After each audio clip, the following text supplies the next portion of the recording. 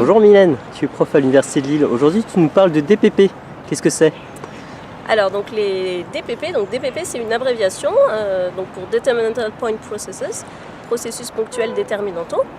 Alors ces processus ponctuels, donc ce sont des configurations aléatoires de points qu'on rencontre dans un certain nombre de situations. Alors par exemple, si on demande à un enfant de 5 ans de dessiner 30 points complètement au hasard dans un disque, eh bien, il va avoir tendance à bien espacer, bien répartir ses points dans l'ensemble du disque.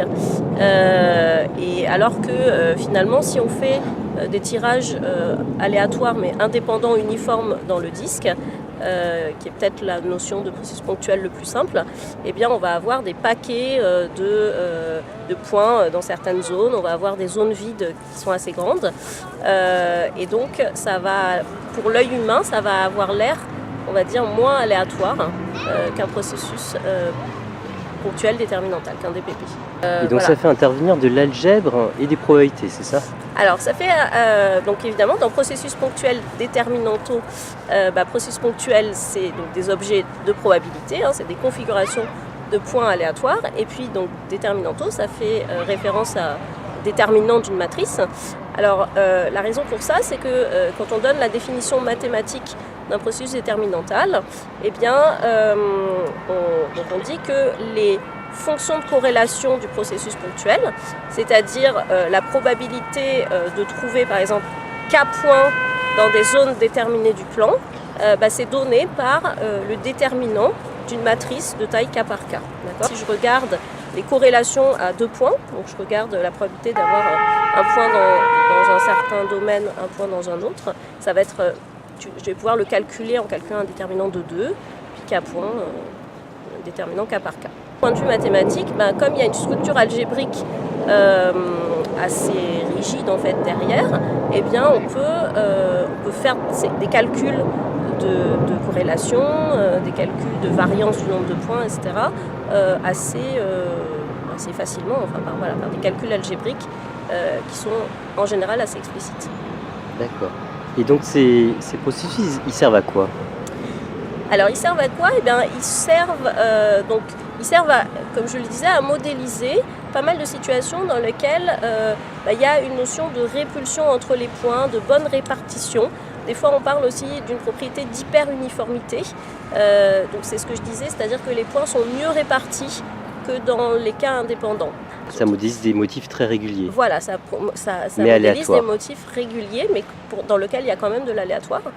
Donc on peut observer aussi dans la nature. Par exemple, on a observé des répartitions de termitières au Brésil, dans des zones de l'Amazonie, où on voit que les colonies de termites, elles vont se répartir aussi avec une partie aléatoire, mais elles n'ont pas envie d'être trop proches les unes des autres. Voilà, donc.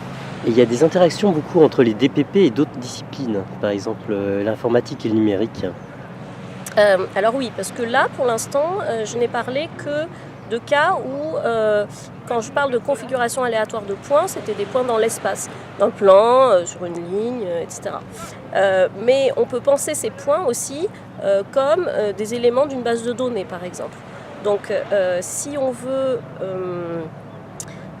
par exemple, si on veut on peut penser à un moteur de recherche, et quand je vais taper une requête, par exemple, je sais pas, la requête Jaguar, d'accord, je tape Jaguar dans mon moteur de recherche, et bien dans un premier temps, après je vais peut-être affiner ma recherche, mais dans un premier temps, j'ai envie que les items qui sortent en première page aient en quelque sorte de la diversité, d'accord.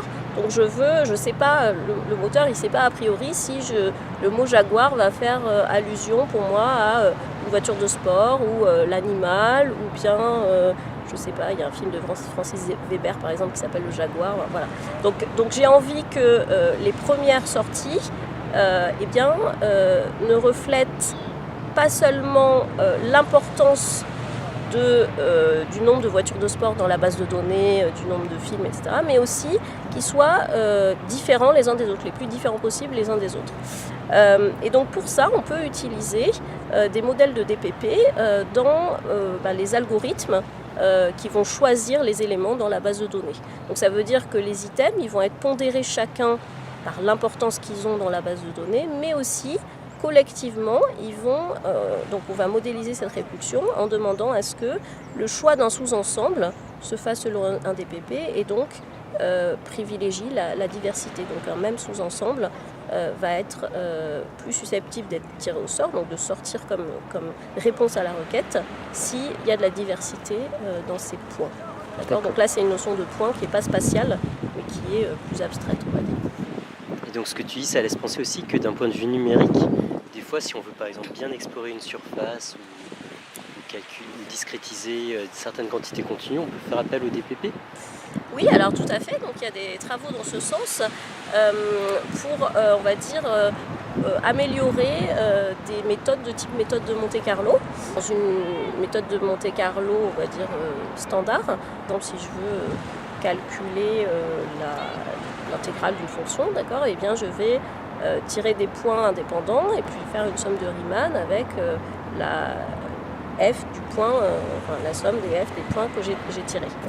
Mais avec des tirages indépendants, je vais peut-être tirer beaucoup de points qui sont dans la même zone, etc. Et donc du coup, le fait de retirer des points dans cette zone-là ne va pas m'apporter énormément d'informations. Au lieu donc d'avoir des tirages indépendants, eh bien l'ensemble des points auxquels on va calculer la fonction vont être tirés selon un DPP et ça améliore effectivement surtout en petite dimension en fait, les vitesses de convergence. Et donc, merci. Eh bien, merci pour votre attention et bonne année 2019, pleine de belles mathématiques à tous.